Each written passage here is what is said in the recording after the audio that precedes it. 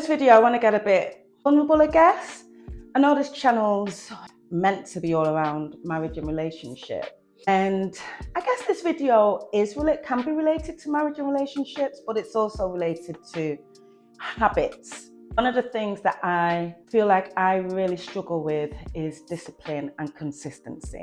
And I spent time a couple of days ago just really asking the Lord about it. Well, he kind of revealed something around it with me and showed me something in the scripture that blew my mind and gave me the blueprint to banishing lack of discipline and inconsistency in my life. And I just really wanted to share it with you.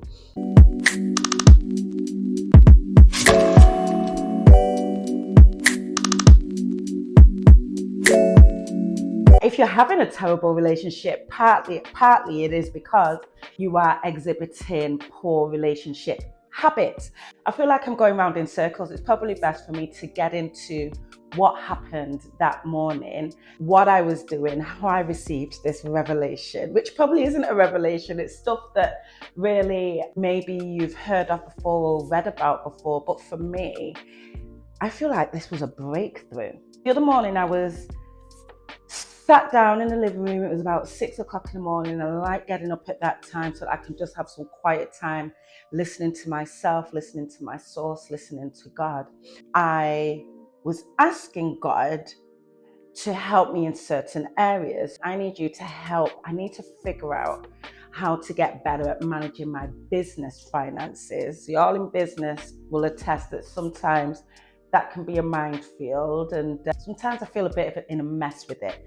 Equally with my personal finances, that's another thing that I was like, help me with this. How can I get better at managing my finances? And the third thing that I was sort of reaching out for, listening within, asking for help, was with my physical health in terms of eating healthily, living a more healthy lifestyle. I do want to drop a couple of pounds and I just want to be healthier. We're at that stage of life. It's time to be healthier. So they were the three things that I was asking for help and guidance on. And what came back to me was all these desires start with discipline and consistency. I was like, great. Absolutely true. It always does. It starts with discipline and it's with consistency, doing the things that you know you're supposed to do every single time, and then you get the results. I get that. And I know that that is built through habit, right? You practice being disciplined. You practice being consistent. That's how we become what we are, through practice behavior. But the whole idea of building a habit or practicing a habit is being disciplined and consistent enough to practice it. But if you don't have that core character of being disciplined and consistent, how do you build the habit of being disciplined and consistent? Do you get what I'm saying? That's what I literally said back to the Lord. How do I be disciplined and consistent enough to build the habit of being disciplined and consistent when I'm not disciplined and consistent? Side note, I realized that as I was writing this, that I am disciplined and consistent. The only difference is I'm disciplined and consistent in the habits and behaviors that are not bearing the fruits and giving me the results that I want, right? Absolutely, I'm disciplined and consistent in eating the wrong kind of foods.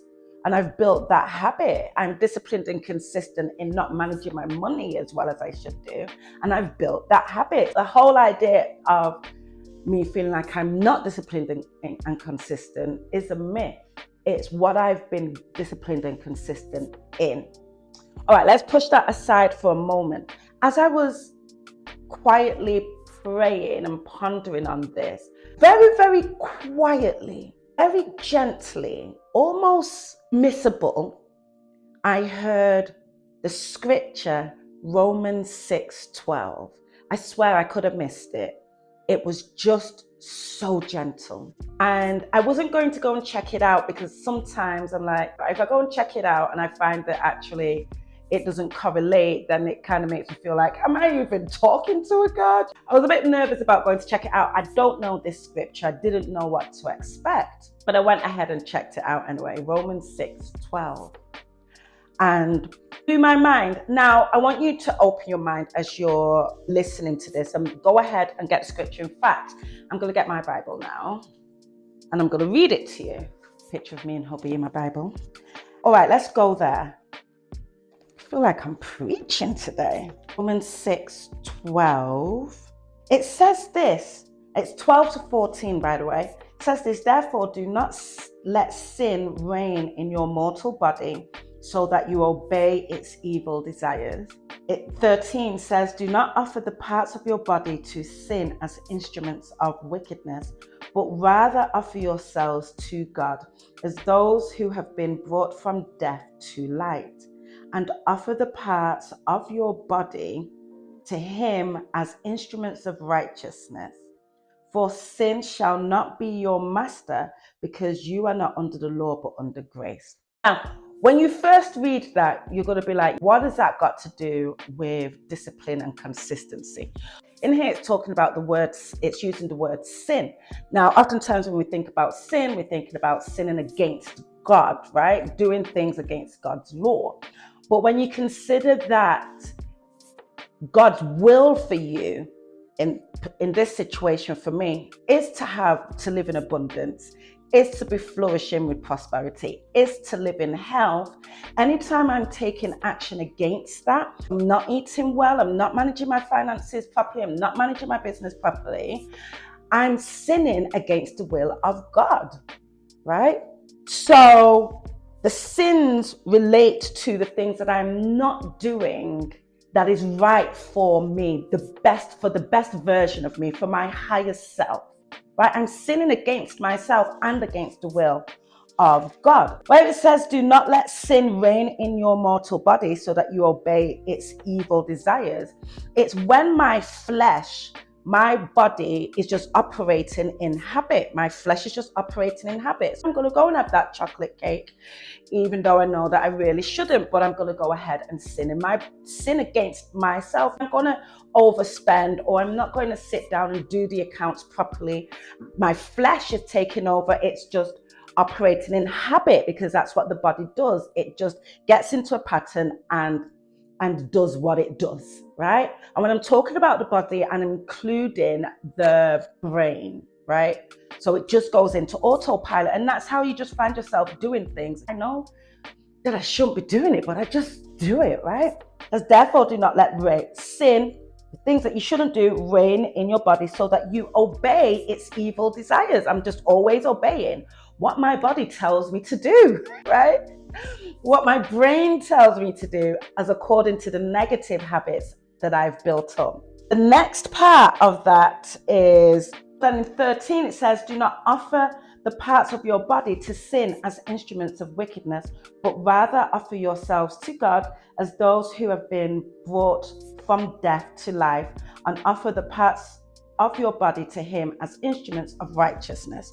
Now, what I wrote down here was, I shouldn't be allowing my body to operate mindlessly, just like a zombie, dead, right? Through habit. But I should know the true me, right, is beyond my body and is alive. My spirit, my mind. My mind isn't in my body. My mind is my consciousness.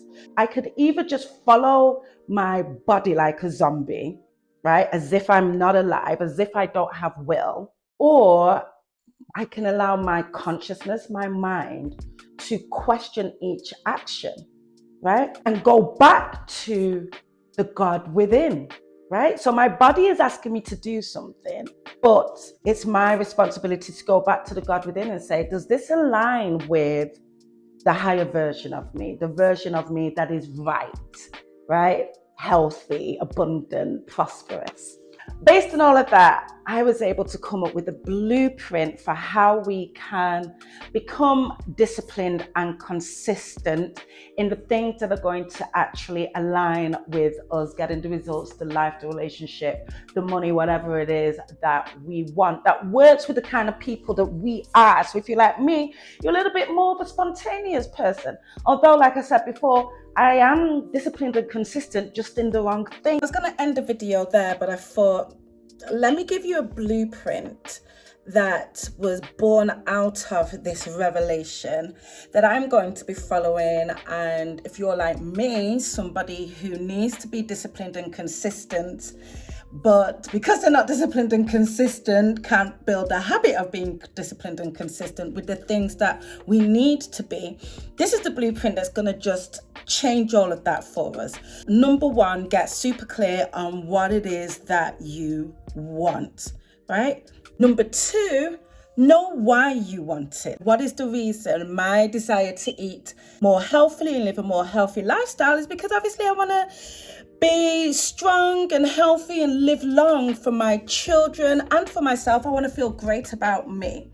Thirdly, really solidify that as a strong desire. And one way to do that is by looking at your present results and reminding yourself of how dissatisfied you are with them, and then comparing that to where you could be if you really did get disciplined and consistent, right? Really build on that desire. You know what? This is really where I want to be. I'm sick or tired of this situation. Let me build that desire towards it. Number four, take ownership. This is nobody else's responsibility but yours. Take ownership, take responsibility, and walk in authority. You can do this. Number five, decide that now is the time. Right? Decide now is the time. Number six, and here's the important part. Now it's about becoming really mindful of your thoughts and your feelings. Before, our thoughts would pop in, it would cause us to feel something, and we'd just act. We would obey the flesh. We would obey the sin. No, we would obey the flesh, which would cause us to sin against our higher self. But now we're going to be hyper mindful of those thoughts. We're going to be hyper mindful of those feelings and question them. Number seven is don't obey. Don't obey. Just because you think something, just because you feel something, just because your flesh is crying out for something, you don't have to obey, right? So get disobedient, particularly when your flesh is asking you to do something that doesn't align with your desire. And remember that you have the responsibility, the authority, the ownership to do that. Number 8 is tapping into the God within, tapping into your consciousness and choosing a right action, right? So absolutely, yes, the flesh is crying out, I want cake. And I can pause that, disobey it, and say, well, actually, a higher version of myself would prefer an apple. And so that is what I'm going to go and do. And so now that is you choosing righteousness. That is you walking in righteousness, in right standing with your desire, which is according to the will of God, which is the best version of you. Get it? Now, number 9 is just continuing to do that. All you need to do is focus on the thoughts, and you will then begin to slowly but surely build up a set of new habits without sort of holding a stick over your head to be more disciplined and consistent. The only thing you need to focus on really is your desire and is your thoughts, being mindful of them, disobeying them and choosing something different, knowing that you have the grace to take the space to choose an action that aligns with the desire. And so this is so much better for me, hopefully for you, because before I'd be like, right, from Monday, I'm going to do this every day, and then I'm going to do that, and then every Tuesdays I'm going to do this, and I'm going to do that, and I would never stick to it. Now all I need to do is in my everyday dealings, just be mindful of my thoughts and question them, and then say, actually, no, that's not right for me. Let me choose this. And if the more I do that, the more I'm going to be building up these right habits, right? That are going to lead me to my results. Just remember that we are disciplined, we are consistent. It's just that we're disciplined and consistent in the wrong things, in the sin. Now we're just going to build up a discipline and consistency in the right things by being mindful of the flesh and not obeying. I hope that makes sense. It makes sense for me. I'm going to be doing it. If you've got any questions or any tips on how you've improved your ability to be more disciplined and consistent and what that's brought into your life, put them in the comments. Let's share and grow together. I'll see you in the next video.